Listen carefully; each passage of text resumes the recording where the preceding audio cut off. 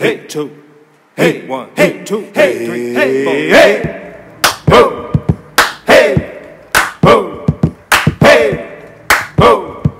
Hey. Whoa. Everybody get up. Whoa. Hey. Whoa. Hey. Whoa.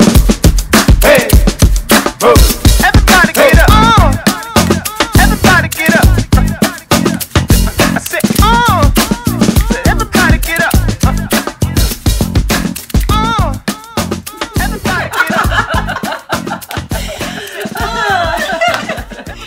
Hey, Rav'n. How you doing, LaDios? I am, what I'd say, day 16 into Ramadan. Ramadan Mubarak. And, buenos tardes. Yeah, What's up? Yeah, welcome to another episode of Actors from the Dark Side. Hope all our viewers are doing well. Yeah, this week we have a review for you. Pretty excited about this material. Do you want to introduce what we'll be reviewing today? Yes. Well, first of all, I want to say that Rav'n has been talking about this movie like 2 weeks before it came on Netflix. And I finally got to watch it. And she was like, did you watch it? Did you watch it? It's really good. It's really good. And I was like, I don't know if I want to watch this. But it was an excellent movie, and it's called All Day and a Night. Yes, All Day and a absolutely gritty. It's under the genre of maybe like Boys in the Hood, Menace to Society. Yes. Very gritty tale But of better. being black in America and kind of some of the traps that land people in incarceration. And sometimes people sit and say, well, why do they do what they do? Or how do they end up in this cycle? And this tale is a very good exploration into one person's life and the struggles with kind of generational oppression, if you will, you know? Yeah. Yeah, it was hard-hitting. Yeah, it was very hard-hitting. Well, first, I want to say, who did you say the director was? Who did we say the director Wasn't it Jeffrey Wright? No, that's No. one of the actors. Oh, I'm sorry. Yeah. We'll get to the actors. Yeah, absolutely. I can't remember off the Okay. top of my head who the director We'll see was. if we can get our producer to get the director, the name of the director Yeah. and the producer. But excellent movie.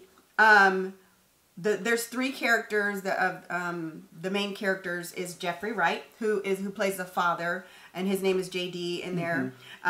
The main character is Jakor. His name is Ashton Sanders, Yes. and then his supporting actor, or he might have been another lead, probably, I guess. But I would say he would be the supporting lead actor, Isaiah John TK. So Jakor, I did his name is Ashton Sanders, who plays Jakor. I did a little research. He was in a couple of movies that I've seen. Moonlight. He was a lot younger, because I kept saying, I've seen this guy, but Yeah. I can't grasp him.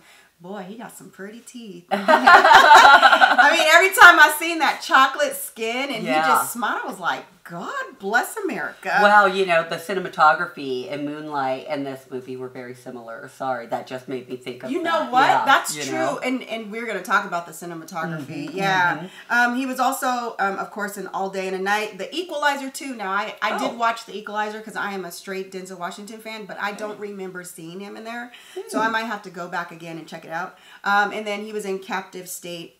It was a movie in 2017, but I did not see that one. I did not see that one either. Now TQ, who plays the supporting actor in the show, that plays his friend, supposedly his friend. Oh, by the way, spoiler alert! If you have not seen the movie, do not watch this review. Yeah, we might give some things away. Yes. So TQ is Isaiah John. Now I've seen him. The first time I seen him was in Snowfall. That's an FX series. Or do you watch that? I've watched a few episodes. Yeah. Oh, yeah, really I good. love that. Now you know the lead character in there. He's British.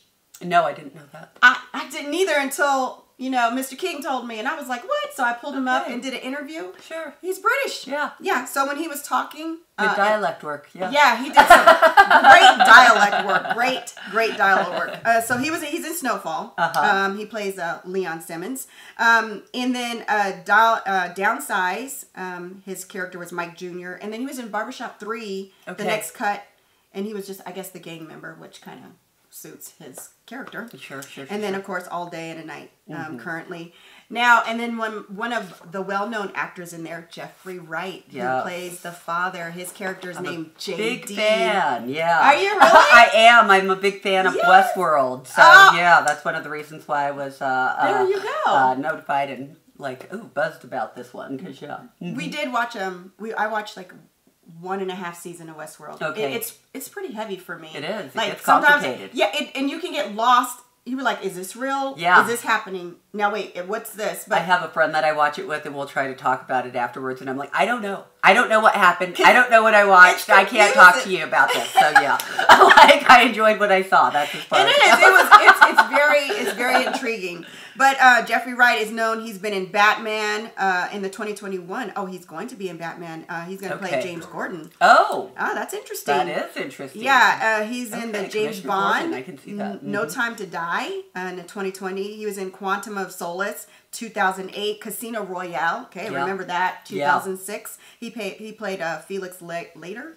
The French Dispatch, 2020. I have to see that one. He plays Roebuck Wright.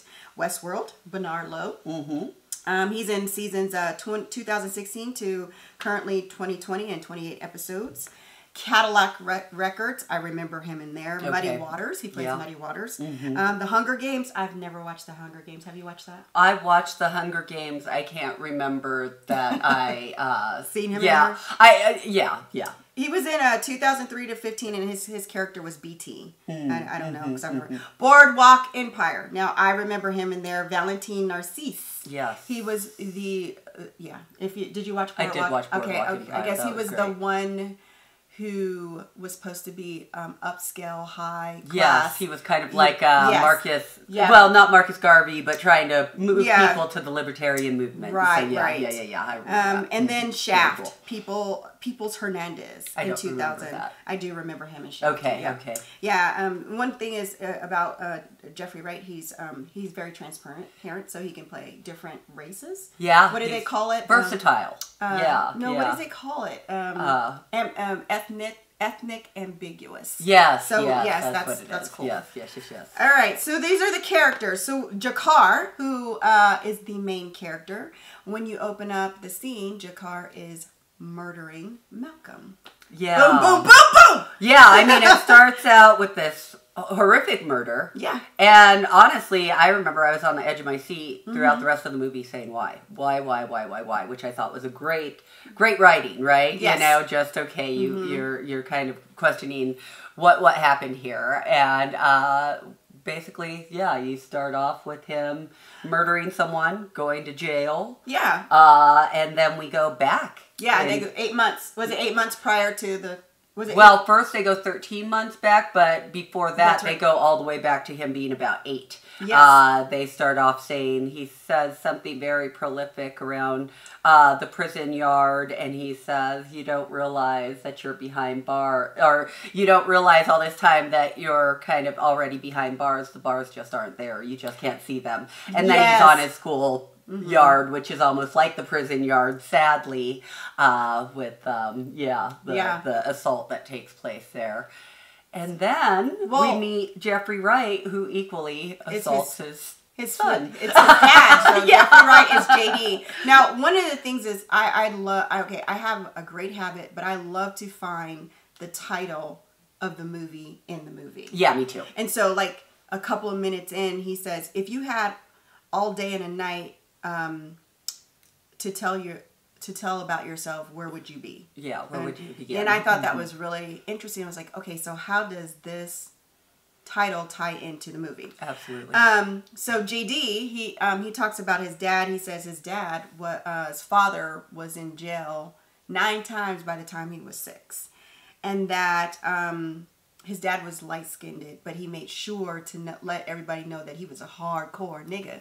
But his dad was constantly beating him. Yeah. And when I'm looking at that, and I heard that the thing that chimed in for me was light-skinned and hardcore, because this just reminded me of a couple of my friends who are light-skinned, high bright or biracial, and how they had to struggle with trying to fit into the community. Right. And it seemed like maybe he was struggling with being a black man in America. You know, like not only a black man, but a light-skinned black man. I know that sounds kind of contradictory, but the fact that he mentioned that he was light-skinned, but he was like, yeah, but he wanted everybody to know he was the darkest nigga in the world, And I thought that was hard. So he might have been struggling with who he was and trying to be right, and not living up to the expectations of what a father, a husband's supposed to be. Sure. I mean, that's a sad fact in America, especially the deeper you get into poverty,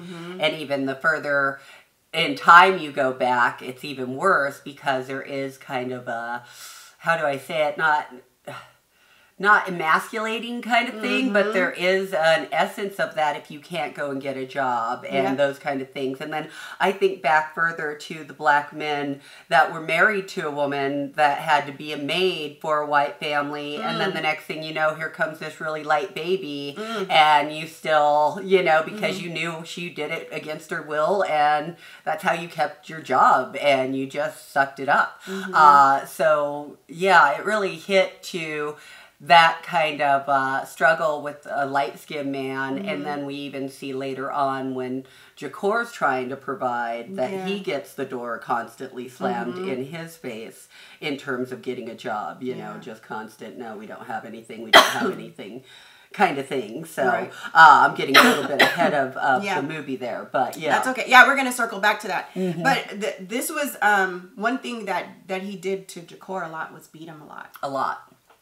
And this was Jakor's first introduction to violence. He was saying how violence was all around him. Yeah. That's all he's seen. And even his mother was like, why do you beat him so much?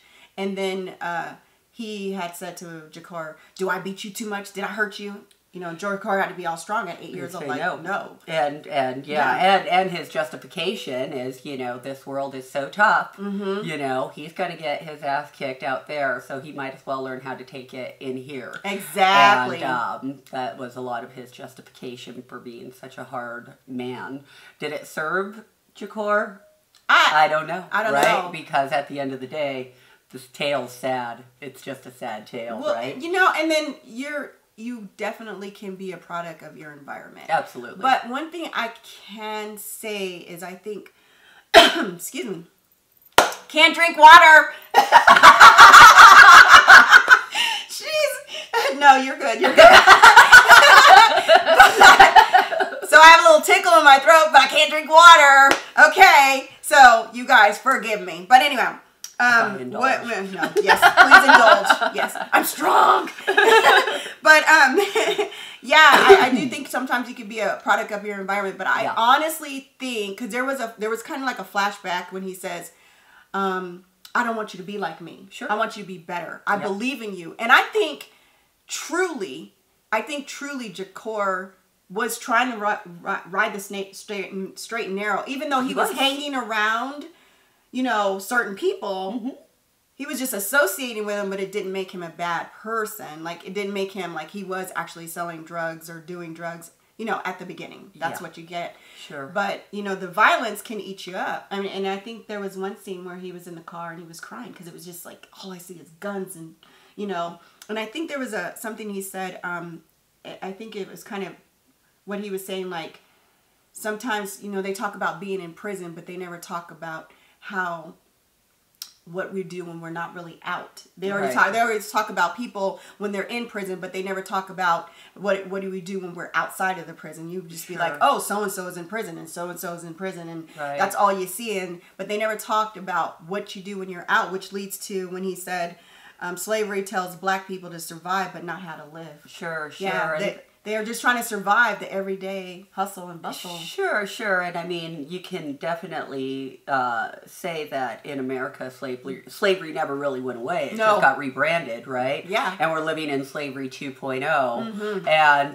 so, there were a couple of times, a couple of scenes in the yard where they kind of, I think he says something like, all that I see are generations of fathers that were there and then disappeared, and uncles and brothers and all of these black men that just end up behind bars. And there are certain trappings in our society, whether you want to admit that they're there, yes. i.e. unemployment, you know, drugs, all those things that will land people in jail just by association. Because that is a lot of, you know, where he was, you know, in terms of not being the one dealing the drugs, but all of his associates are. And, you know what I'm saying? Yeah. So, yeah, so. That one part, being in jail, like, when I want you to talk about the 2.0, like slavery is today 2.0. I want you to elaborate on that because because there's two things I've seen when he worked in the store. Yeah. Okay. Oh, that was awful.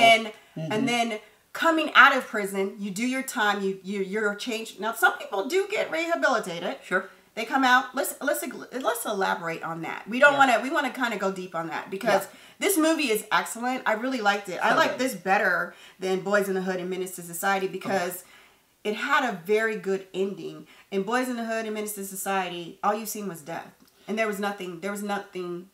I mean, there's some drops of some things, but you don't see anything. There were a lot of layers of why. You know, the answers the why question that sits in why does somebody commit this kind of act of violence? Why would somebody do? And this movie provides a lot of those answers. That's it. Going back to the Slavery 2.0, that's basically just talking about the fact that, we abolished slavery after the Civil War, but then you started all of these laws with the Penal Code and put into our Constitution that, you know, if you commit a crime, then you can be ward of the state, which is basically being a slave. And, you know, that's what Jim Crow was. And if you look at today, I know I've been reeling from the death of Ahmaud Arbery. I mean, that's been all over the news this week. And, that's you know, just crazy. Talk about that, really. Absolutely. For people who don't know about Ahmaud Arbery. Well, basically, a black man was hunted down in Georgia while jogging. Yes, for nothing. Nothing. He was jogging. Yep. And was hunted down and videotaped. And they said they can't find the people who did it. And I'm sorry, you know, if they release this, to me they were bragging. You know, like you can think of a couple of different motives, but at the end of the day, these were organized murderers bragging about the fact that they could get away with killing an unprotected, underserved black man. Yep. And the fact is that we're living in Jim Crow 2.0, if you will, you know, and I suggest everybody read Michelle Alexander's book, The New Jim Crow. She lays it out. Yes. She just lays it out statistically, and it's just, I'm getting chills, and I want to cry thinking about the injustices that befall our people continually. And again, going back to the film, you know, they do kind of just go into the fact that, you know, for generations, certain people are trapped in the system, if you will, and it would take almost a miracle to pull that person out from having a grandfather and a father and, you know, 3 generations and, you know, everything else in jail, because it affects you, having your family members stolen from you, and it breaks you. And that's the real heart of oppression. You know, one of us gets unjustly murdered or thrown in jail, and the other 9 of us family members fall to depression and alcoholism because our hearts are so broken from the injustice that just befell us. So it's fucked up. That's all. Yeah, and it is, and it's very sad because, you know, we both have young black men that have to navigate through this thing we call life. Yeah, and there's so many barriers for the black man that they have to struggle for. In one of the scenes, JD, again Jeffrey Wright, was in the car with him after he had a confrontation with Jacor's mother. Yes. Now, one thing I did like about this, the director, and I think this was a good choice, even though they were face to face, he didn't beat her. He didn't hit her. So there was no domestic violence. There might have been like a little bit of emotional abuse, but there was no physical. And I think that was a good choice for the director, that they did not promote domestic violence. Like he took his son. And now this was really interesting. Did you notice that he was drinking some vodka or whatever? Oh yeah, and he let the little boy drink it with him. Yeah, and I was like, that's what I'm talking about. That was part of him growing up. Yeah, and he was staying in the car. He's like, you know, what am I trying to do? I'm trying to do what I can. I can't get food stamps because you know I'm in the house. I can't get support? How can a nigga get a one up if you don't help a nigga? Right. And so that is a justifiable cause, but I think that also can be an escapism, that you're waiting for the government to help you to do better. Sure. You know what I'm saying? And, Sure. and so I was kind of torn and teeter-tottered on that side. Like, yeah, I feel your pain, but that doesn't justify, because at the end of the day, he was doing drugs and... Sure, but that is one of the things, poverty is one of the things that Yes. lead people to self-medicate. Yes. Whether or not it's good or bad, because I know plenty of rich people that self-medicate. Oh, and, yeah. if they have justification to do it and they have everything, Right. including food to eat, well, what makes you think that somebody that doesn't have those things wouldn't fall into a state of depression and loneliness and despair Right. to the point that they need to self-medicate? Right. So, that was... How did you... It was a good choice, I think, on the director's part to spotlight that the part struggles. Yeah. It's almost like we didn't get our 40 acres and a mule, but you want us to get, we can't get good it's jobs. That whole pull yourself up by your bootstraps, but we ain't got no boots. But we're not we don't have any boots to put on. We don't have old money to help us, sound off and build something for self. And we don't have degrees. Some of us don't have degrees. I mean, they want us to do for ourselves. Sure. But yet they don't provide the resources for us to get. And, and then some people will say there are resources. There are resources, but the average person doesn't dig deep to go locate those resources. Sure. Yeah. Well, I think we're gonna wrap up this little part of the segment. We're gonna come back. Yeah. Part 2. Yeah. Part 2. All right. Hey, ho, hey, ho. Everybody get up. Everybody get up. And we're back. Yeah. Yeah, the last thing we want to do is for our camera to cut off like it did in our last episode, because we really want you guys to hear what we got here. Absolutely. So we were talking about the challenges of the black man in navigating and self-medicating, and that was a good point. I like the way you did the contrast between someone who's rich and everything versus someone who's poor. Absolutely. Also, we were talking about how we don't always have the resources to start off and build things. Sure. I heard a great analogy one time. Somebody was talking about a coworker saying, basically, well, I don't want to give a black person a handout and this kind of thing. And it's like, we don't need a handout. We don't need you to give us fish or teach us to fish. We just need you to give us access to the fucking lake. Because that's the truth of it, right? Yes. You cut off access to the black America in terms of education, healthcare, and opportunity. And that's real.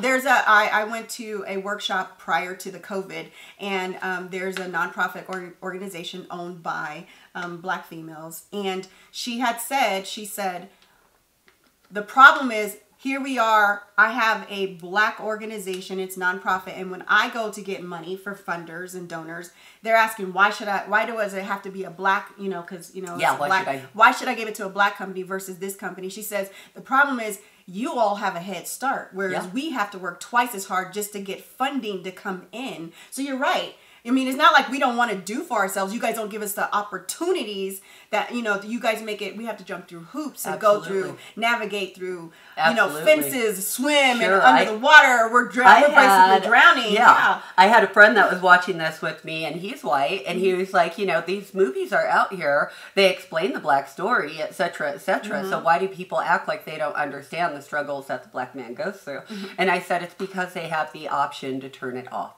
Exactly. And, like in America, you have a million options. And at the end of the day, when one of these stories kind of comes up, I'll watch something that makes me feel better. Because watching this, it hurts. It does hurt. And it wasn't a wonderful experience. Yes, all movies are cathartic. And I love that it made me think and it made me feel. But there were times when I was cringing. Some of the violence, I'm not into violence to begin with. So there were times when I was like, oh my God, you're hurting my heart.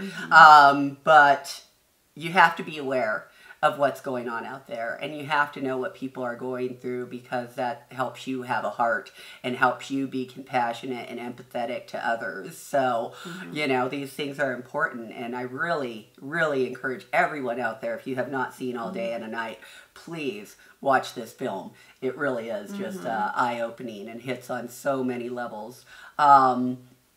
What about the friendships? In like, wow, right? That was with pretty friends like interesting. these. Who needs enemies?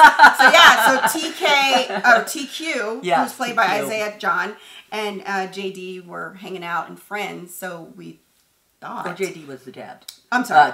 T-Rex. Yeah, so T-Rex. Yeah.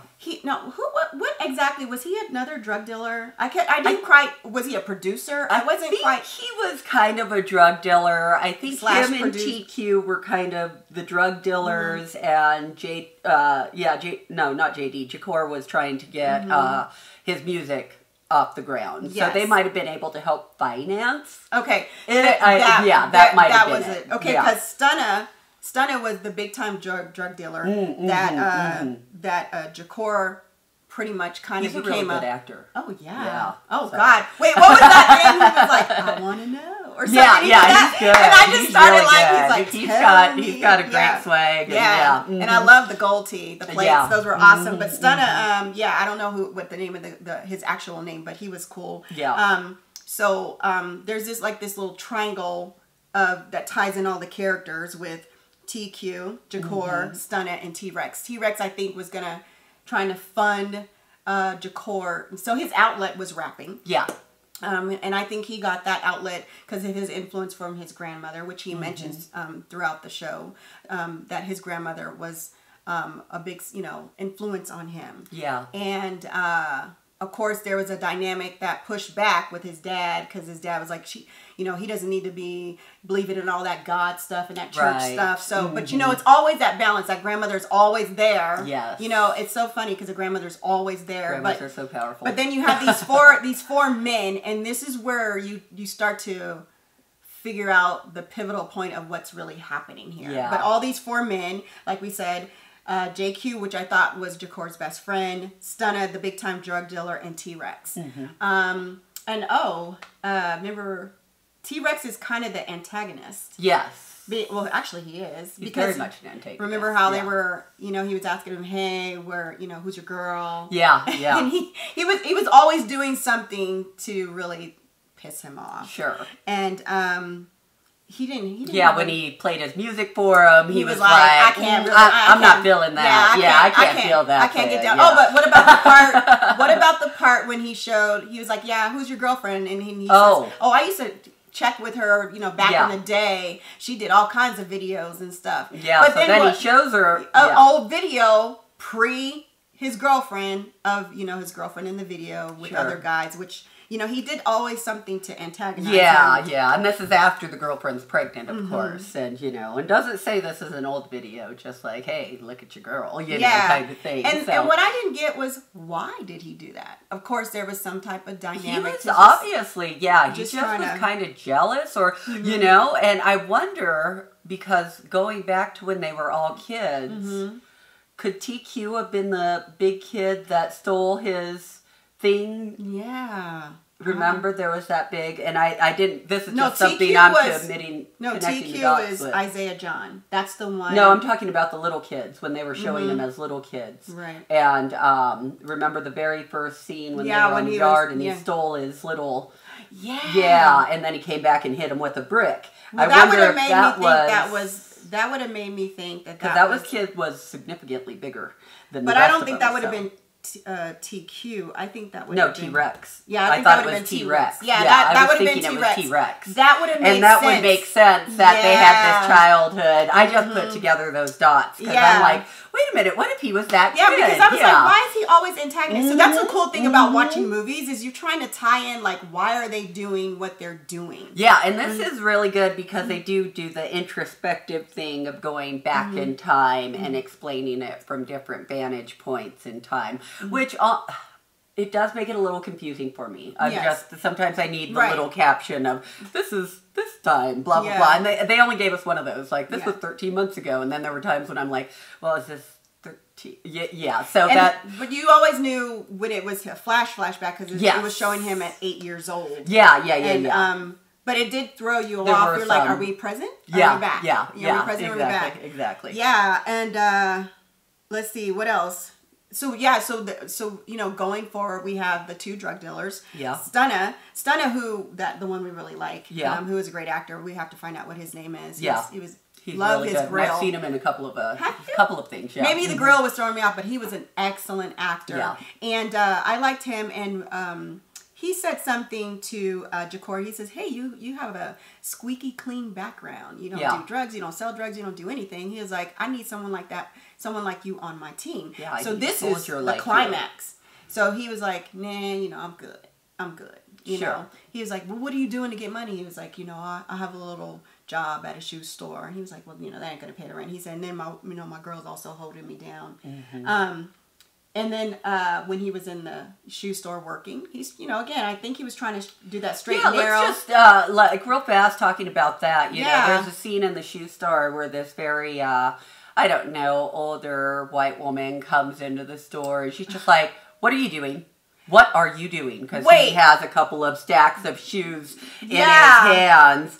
And, you know, he's alarmed and has to say, you know, "I work here." And, I mean, she literally walks back, like, eyes on him, like, "I don't believe you." And like, the same, right. She said, "What are you doing? And where is the... where's your manager? Where's your manager? Where's the associates that work here?" He goes, "I work here." Yeah. And then she grabs her purse and walks out like he's going to... Now, he's working in a shoe store.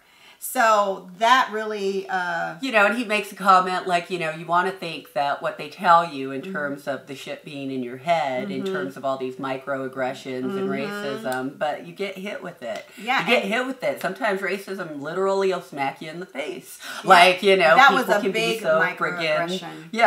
So racist, and she was very racist. And he said, "You want to act like it doesn't exist, but it does exist. It's very prevalent." And that really hit home for me because I was like, wow. I mean, I remember when I was a kid, even going like to the Cherry Creek Mall when it first started, and like groups of preppy white kids following me through the mall. Like I was going to pick the goddamn mall up with my bare hands and steal it or something. Like, you know, what are you guys going to do?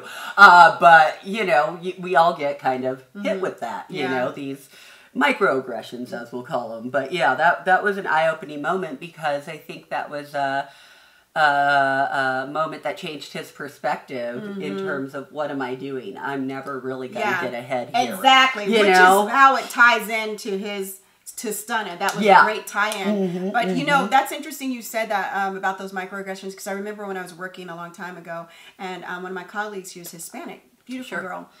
And she goes, "Yeah, I'm going to Cherry Creek." And I said, "Oh yeah." She's like, "Yeah, I want to get these really nice Adidas." And so she goes, "But I got to go home and I got to change." And I said, "Why do you have to change?" She's like, "Because I don't want them thinking I'm going to steal." And I was like, what the?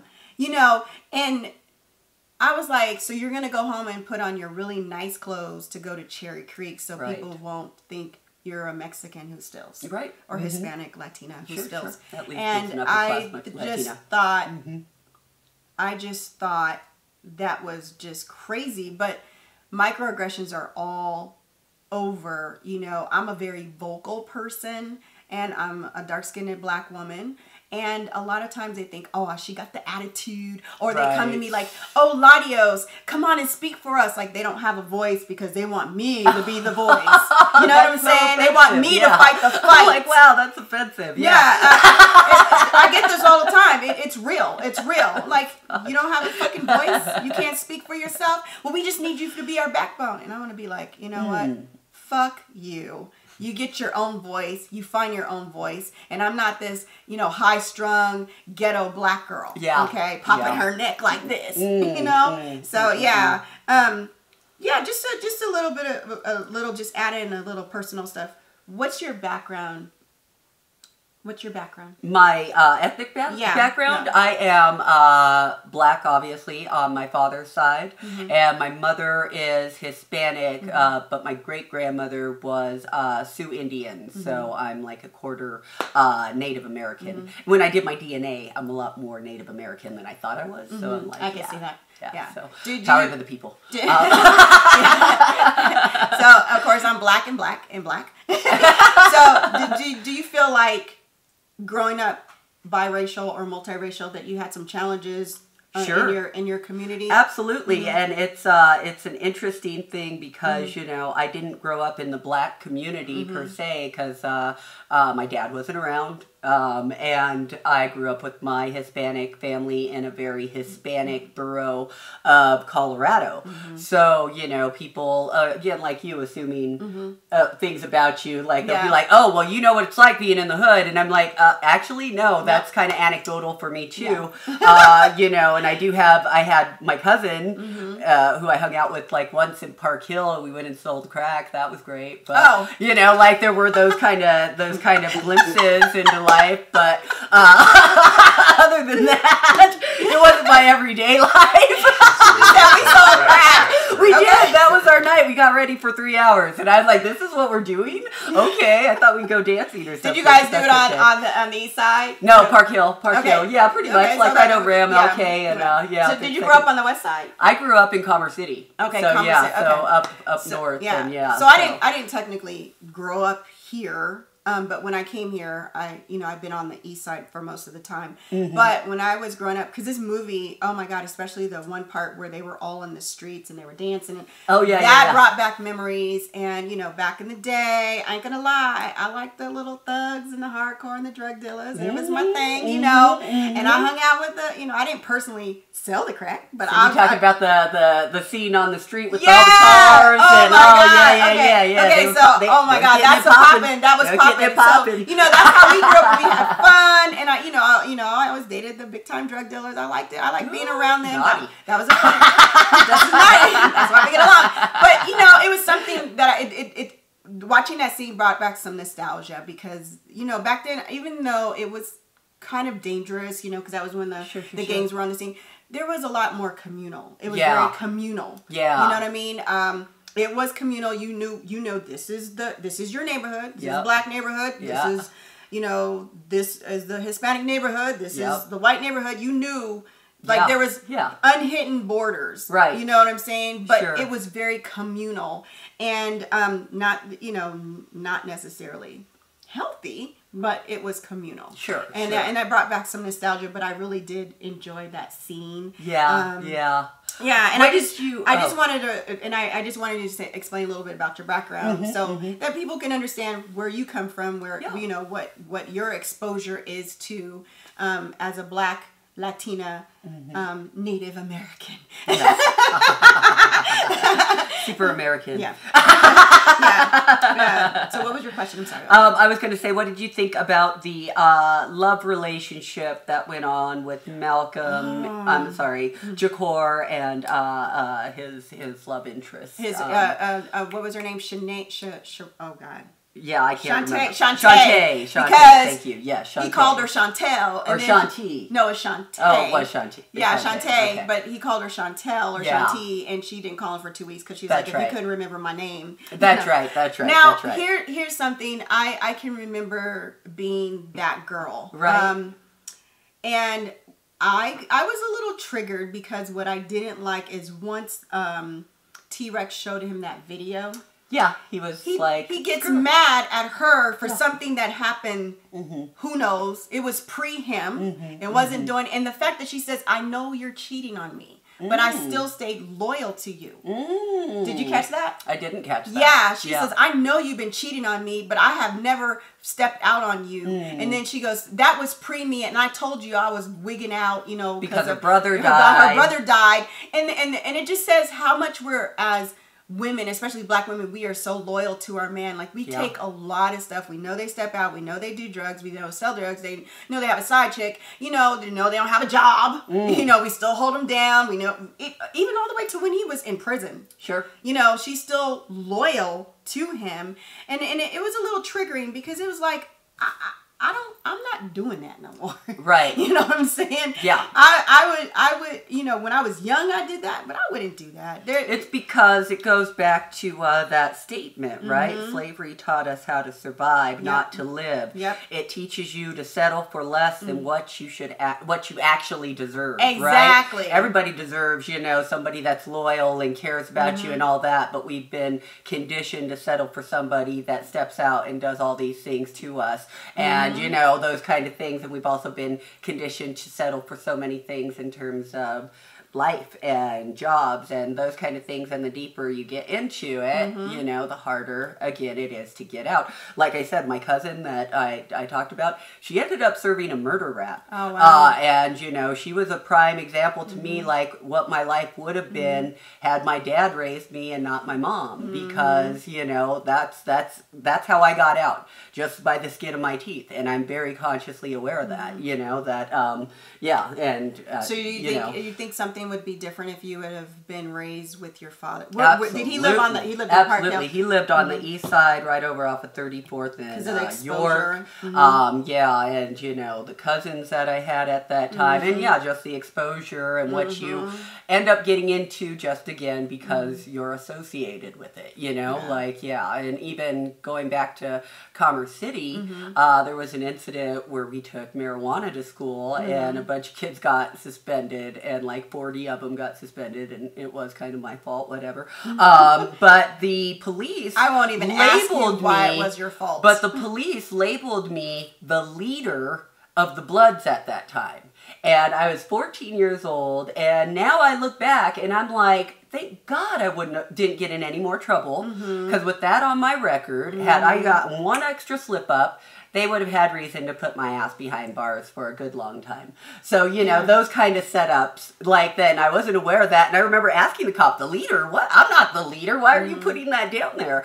And he was just like, shut up. Yeah, you know, like this is what you are. And yeah, it was, now I look back and like, damn, that was a fucking trap. Like, yeah, they were setting me up. Like, you know. That's interesting. Yeah, I want to kind of share a little story because we're talking about relationships. You were asking about the relationship, but I remember dating this guy, and he was a Crip. I dated Bloods too. I don't care. Hate me. You can't tell me who I can and can't date. I associate with who I want. But anyway, this is when I first got to Denver. I was young. I was 19, living on the edge. Didn't care. Like I could have been in prison. Sure. But anyway, I knew they were drug dealers. And this was back when they had the big triple fat goose jackets and I remember that. Yeah, that was a good big time. Bomber job. Woo, yeah. Now they call them. Now that my son calls them the puffy jackets. The puppies. Yeah, but I remember us going. I was new to Colorado, so I didn't know. But they lived up in Arvada, and they were going to Aurora. I didn't know where Aurora was because I was new.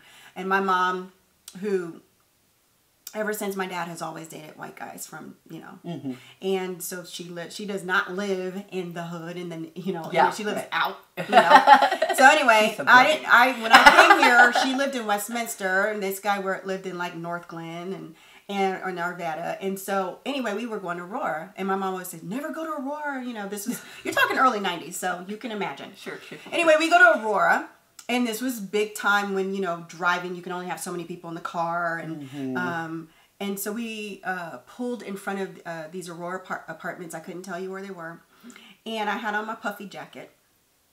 And the cops come. They were doing, you know, driving black profiling. They were like, well, we got, you know, a description of these kind of guys. So they put a gun in my jacket, and he put the crack. He's like, hold this. Oh, wow. Now I'm hard. I'm cool. I do it. I don't care. What the hell they gonna, I mean, I really thought I was hard. Yeah. I really thought I was, you know what I'm saying? Above the law. Yes. I thought I'm not kidding. This is how I I'm knew. young and dumb too. No, I mean, every time I think about this, I get chills, and I think God had his hand on me. I know, that's right. So, you know, they're getting all, and I'm stupid. They give me the drugs. They give me the gun. I don't know who they shot. I don't know where that gun went. Sure. So they're getting pat down.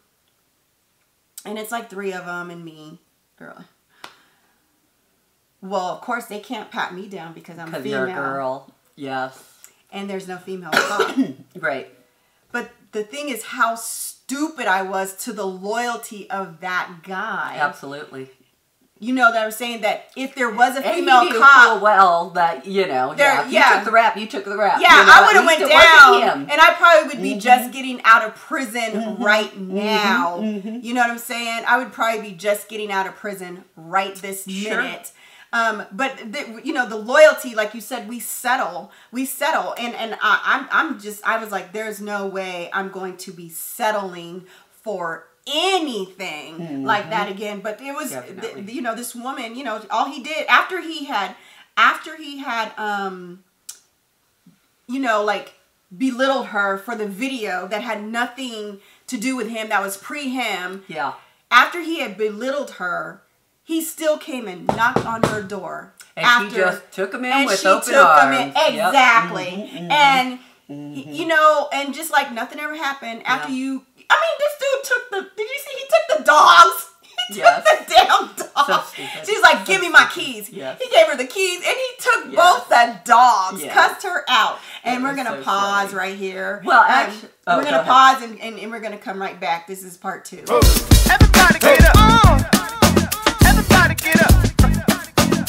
I said, everybody get up. And we're back. Okay. Part 3. So yeah, we were talking about how the loyalty of the Jakar's girlfriend, and how we were saying we won't settle for that, because again, that's something that's embedded in us. And you know, it's funny because white people don't do that. They're gonna be like, no, you're gonna get somebody that's equivalent to you. You have an Ivy League, you know, background.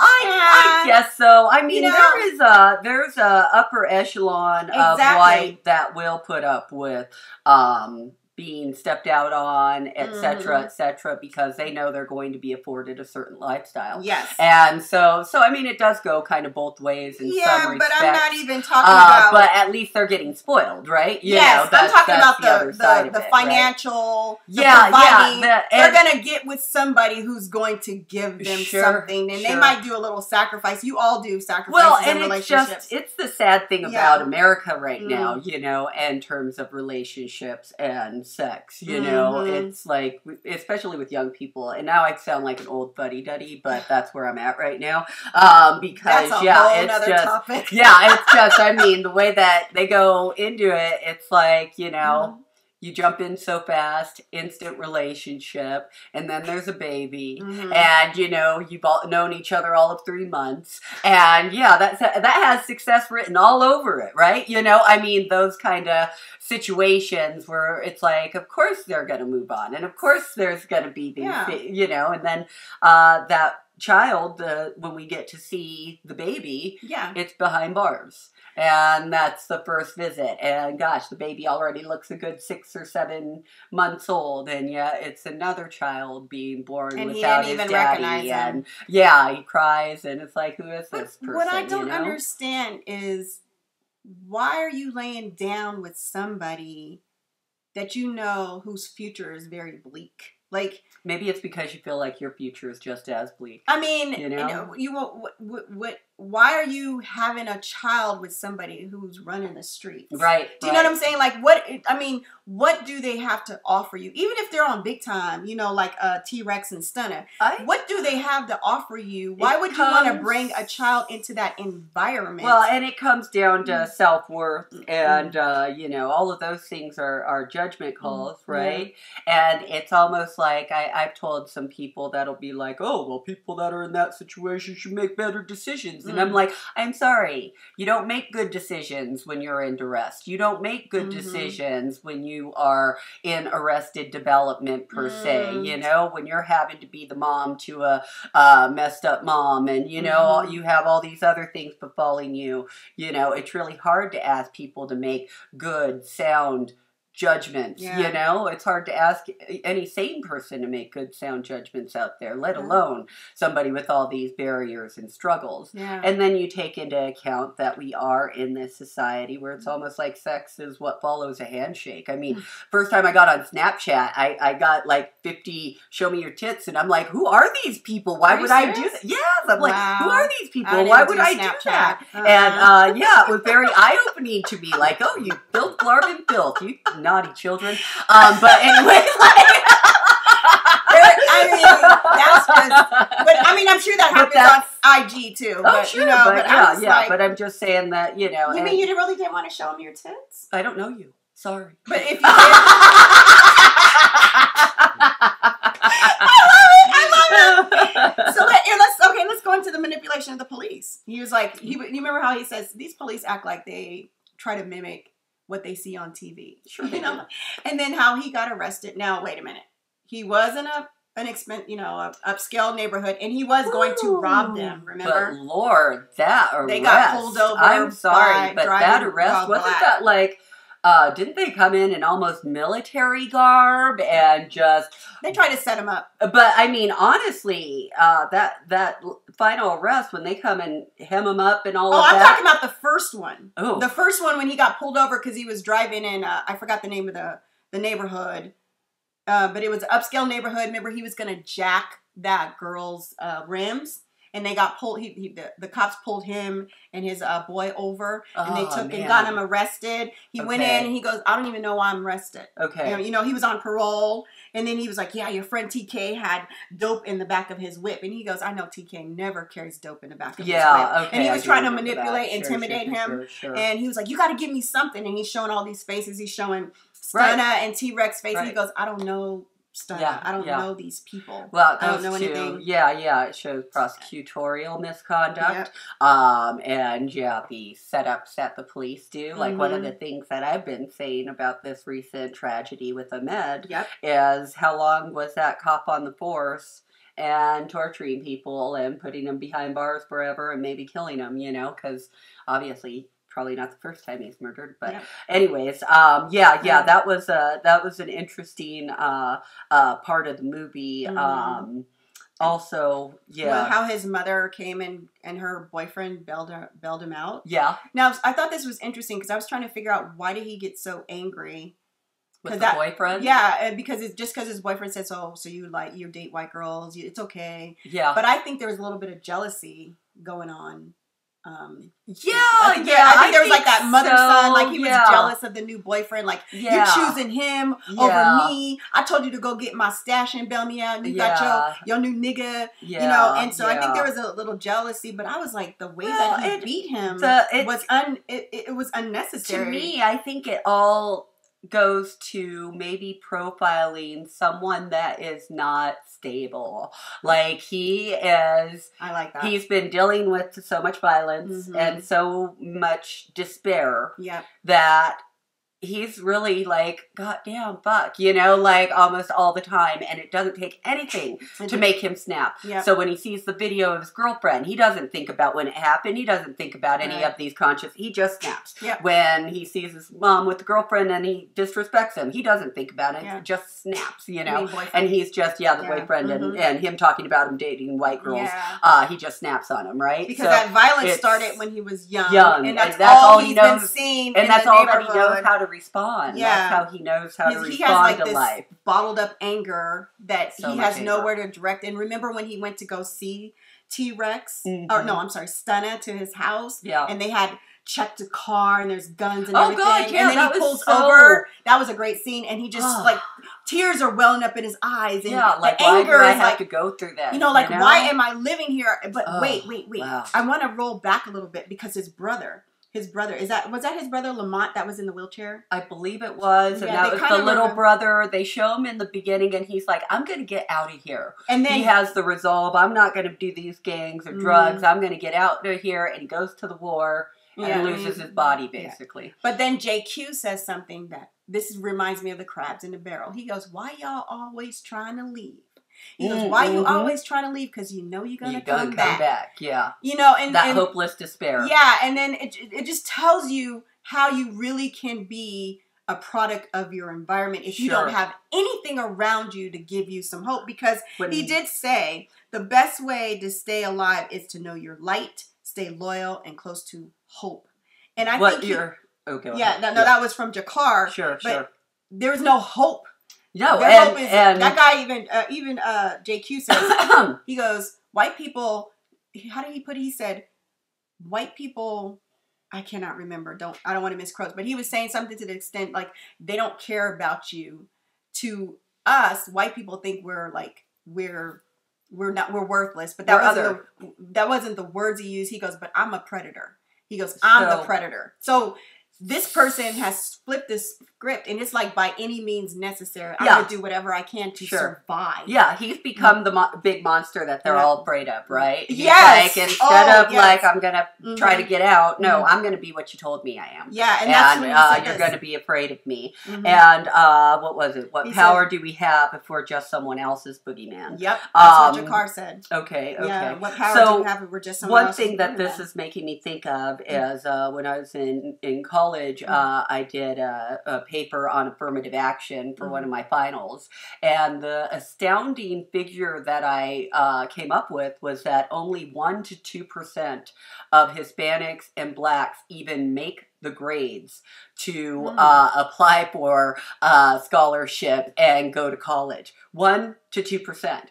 Even make the grades. And that goes to the fact that when you're in that environment, you have other people, including your peers, when you have those big dreams telling you to shut the fuck up, you ain't going to be nothing. This is where you are, and this is where you're always going to be. So, when you do see that Black success story, my God, do they deserve all the acclaim and because they've gone through that much more to get there, including getting those negative voices out of your head that are questioning whether or not, Do you think that percentage has changed thus far in 2020? Because I know my daughter went, she's Latina and Black.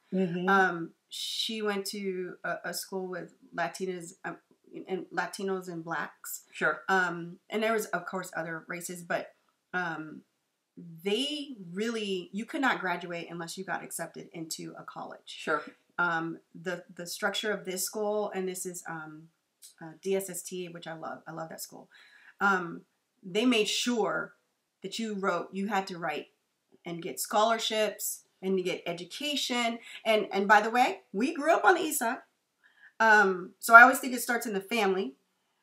So do you think that percentage has changed? Because that percentage was in 1999. Yeah. So I'd like to think it would, especially with Hispanics. But you also have to remember with the Black populace, we're only 13% of the population as a whole. So when you're taking national statistics into account, I don't know if Blacks are above the 1% mark because there's just so few of us to begin with. And that number is going to be probably a little bit lower. That all depends on who participates in the census too. Because I got the census, I didn't participate. I mean, and a lot of people, they base it off of who does the census. If you don't do the census, you don't really have accurate numbers. Right. So, because I think there's such all I know is in Colorado, there's such a stellar presence of Blacks and Latinas that are very successful, very big business owners. They're successful, here. But I'll tell you what, girl, when I travel to other states, I'm shocked by how few Black people there are. So, I mean, every place else has more Black people than Colorado. So I tend to disagree. Whoa, wait. Black people there's a big population. There are, but I'm just saying, like, it ain't like going to North Carolina. And it ain't like, there's Florida. It ain't like, Here's the now problem. It's definitely better than Montana. It's definitely better, but like California, no, there's a lot more Blacks. Well, here's the thing. There might be more Blacks, but we have a big population of Blacks. The problem is we don't have a community of Blacks. Like when in the 90s, all of the East Side, the 5 Points was a community, but now we're so spread out all the way from Colorado Springs and down to Pueblo, all the way up to Vail. There's Black people. The thing is we don't have a collective, like when you come to Colorado, the first thing people not from Colorado is like, where's a Black neighborhood? Well, where is the the Black people? neighborhood? Yeah, because but they're here. They're just like there used to be a 5 Points. That's no more. Like I don't know. We won't. Let's not argue whether or not statistics are right. But we're not arguing. we're having a conversation. Yeah, we're just saying that. Like for me, I think the statistics are different in the census. If you're not doing the census, you can't have accuracy. But going back to what we were talking about, the boogeyman, and how JQ said he's a predator. And then this leads into, because we're trying to find out why Jakar killed Malcolm. Sure. Yeah. So then we go into a big spotlight, I'd say, on JD and his drug abuse. Yeah. And you find out that JD is kind of one of the worst cokeheads in the neighborhood. And Jakor witnesses him murder someone in cold blood. That was I traumatic. think that traumatized Jakor in a lot of ways. Yeah, that was unnerving to watch, and the subtext behind it, I think the guy says something like, I'm not giving up my rent money so you can get high, and then pop, pop, pop. So that, like, wow, that says a lot about someone's character, about, you know, just, yeah, and that's supposed to be Do your you think dad. that was him, or you think that was the drugs, or a combination of both? Combination of both, you know, I mean, That you was- know, I agree to some extent, you know, like, you know, you can't, you know, like, oh, they're on whatever substance, so they can't be so accountable. But They have at to the end take of the day, accountable they're for his still, choices. yeah, Yeah. you did it. You're the one So who did it. basically, when he sees his dad get shot, shoot whoever owes him money in cold blood, the dynamics change, and this ties into why he kills Malcolm. Yes. So he's on the playground playing at school, and a little girl comes up and says, "Hey, I heard your dad is a crackhead, or the biggest cokehead in the city, or something like that. Yeah, he's a cokehead." And